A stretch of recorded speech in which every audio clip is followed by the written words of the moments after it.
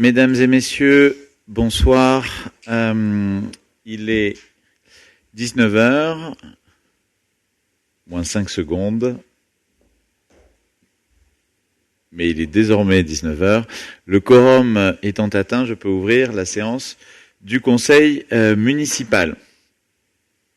Monsieur Frulin a donné procuration à Monsieur Abadi, Monsieur Le Godec à Madame Boson, Madame Buy à Madame Chartrain, Monsieur Junca à Monsieur Duhamel, Madame Carrère à Madame Bajon et Madame Larmitou à Madame Abahir. Et je désigne Madame Boson comme secrétaire de séance. Je vous prie de noter par ailleurs qu'il n'y a pas de questions diverses du groupe d'opposition. L'ordre du jour est extrêmement succinct aujourd'hui puisqu'il s'agit de voter un seul point pour lequel nous avons été informés la semaine dernière et donc j'ai dû convoquer en urgence ce conseil municipal. En effet, il faut que cette délibération ait lieu aujourd'hui au plus tard. Donc, ce point concerne le reversement de la part communale du produit de la taxe d'aménagement à la communauté de communes, à notre communauté de communes, à la CCAM. Ce qui s'est passé, c'est que il y a eu une obligation de reversement de la taxe d'aménagement perçue par les communes aux communautés de communes. Cette obligation de reversement a été supprimée le 1er décembre dernier, donc il devient facultatif. Or, nous avions voté en délibération le reversement de cette taxe d'aménagement à la communauté de communes qui devait être compensée intégralement par la dotation de l'État. Donc en fait, c'était simplement, on nous obligeait à le reverser, on a pris une délibération en ce sens, on nous obligeait à le reverser, mais on était compensé à l'euro par l'État. Ce reversement passant de obligatoire à facultatif, la compensation par l'État n'est plus là.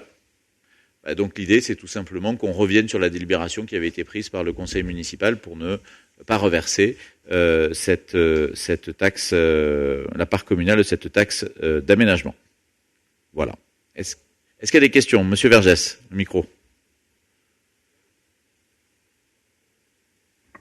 Allô? Oui. Ça représente quelle somme? Ça représente 3700 euros et des poussières, mais voilà. C'est à la fois une somme, c'est pas le fondamental dans le budget de la commune, mais c'est quand même une somme. Et comme on avait consenti parce qu'on était dédommagé par l'État qu'on ne l'est plus, voilà, on revient à la situation initiale. Est-ce qu'il y a d'autres questions? Monsieur Michelon.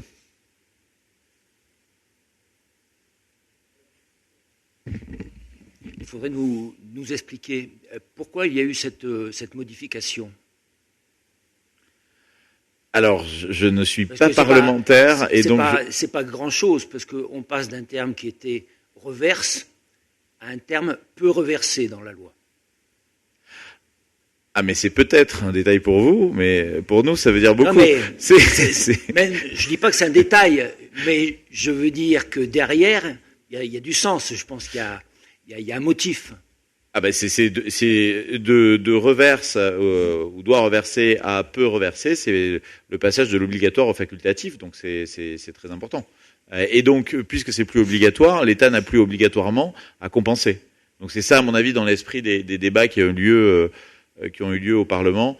Maintenant, je ne fais pas partie de ces débats. Moi, j'ai juste été alerté par les services sur les conséquences de ces débats et de ces suppressions d'alinéas. C'est l'alinéa 3 de l'article 15 qui prévoyait une majoration de la dotation globale de fonctionnement à due concurrence pour les communes qui reverseront la taxe d'aménagement de la communauté de communes. Oui, donc c'est simplement ça, c'est qu'avant on payait, on était compensé. Il y a eu ce vote de suppression de cet alinéa et donc on n'est plus compensé sur ce qu'on donne.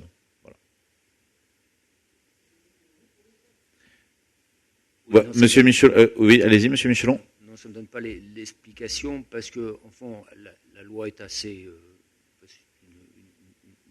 Une loi de finances, elle est sur cet article-là, c'est l'article 15, elle est assez simple. Et je n'ai pas vu sur l'alinéa 3 l'abrogation de la compensation de l'État. Je ne l'ai pas vu. L'alinéa 3 existe toujours Et il précise, alors c'est peut-être des termes très juridiques, donc c'est peut-être pas compréhensible pour moi, mais tel que je le lis là, manifestement, le texte reste le même. Il y a pas d'abrogation. L'alinéa 3 a été abrogé. Ah ben non, il est encore dans la loi. Abrogé, ça veut dire qu'il est supprimé. Ben oui, c'est bien ça. Donc, pour moi, je relis la loi. Alors moi, je vous dis ce que les services de la préfecture ont dit aux services de la commune. Moi, je vous dis je vous dis ce que j'ai lu de la loi. Mais vous l'avez vu où? Vous étiez au Parlement? Non, mais je l'ai lu parce qu'elle est publiée. Si on l'applique aujourd'hui, c'est qu'elle est publiée. Donc vous l'avez vu sur Légifrance. Oui. Bon, ben nous, ce que nous dit les services de la préfecture, c'est cette abrogation. Et d'ailleurs, dans les donc, deux... je vais même passer la parole à la Direction générale des services qui a elle-même reçu ces dispositions. On me les a fait passer, mais pour vous préciser. Oui, donc pour répondre à la question, effectivement, Monsieur Michelon, on a eu la même démarche que vous. On a été voir sur le site de Légifrance la loi en question. Effectivement, l'alinéa 3 de l'article 15 est toujours en vigueur quand on va sur Légifrance, parce qu'en fait, on a accès à la version initiale du texte. Si vous allez sur la version 3, c'est une manip un peu particulière, il est bien inscrit en fait sur le texte que l'alinéa 3 est abrogé.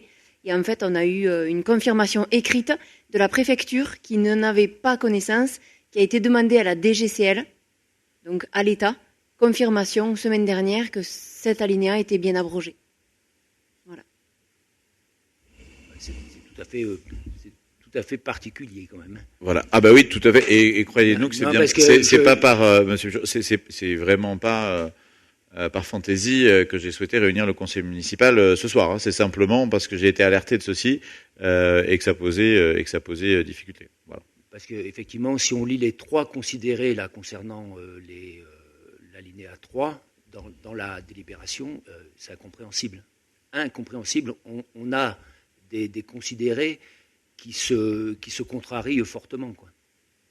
Lisez-le, hein. Lisez-le dans la délibération. Crois bien volontiers. Dans la délibération. Ouais. Est-ce qu'il y a d'autres questions? Je vais donc soumettre ce point au vote du conseil municipal. Ah, Monsieur Michelon, allez-y, rapidement, comme ça on passe quand même au vote. Mais sur le principe, parce que je pense... Alors, allez-y sur le fond, alors. Voilà, oui, parce que là, la forme, c'est la question aussi des relations avec la CCAM.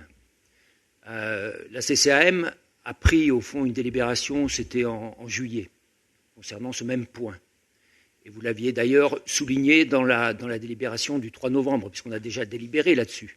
Là, c'est une délibération qui vient annuler la délibération qu'on a déjà prise. C'est précisément ce que j'ai dit, Monsieur Michelon. Alors, allez à l'essentiel. Non, mais allez à l'essentiel, parce que là, vous répétez ce que j'ai dit. Quand on a pris la délibération le 3 novembre, on a bien souligné qu'elle était dans la continuité de la délibération qui avait été prise par la CCAM en juillet. Or là, on se retrouve avec une délibération qui n'est plus du tout alignée. Je dirais même, elle est opposée. Donc ça veut dire qu'en termes de partis, là, il y a deux partis qui sont concernés et il n'y en a qu'un seul qui prend la décision.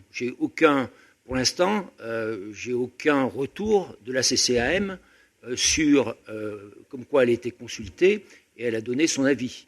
Et de même, en termes de consultation, la précédente délibération, qui était celle du mois de novembre, on avait eu, je sais bien qu'il y a un fait d'urgence là, hein, d'empressement.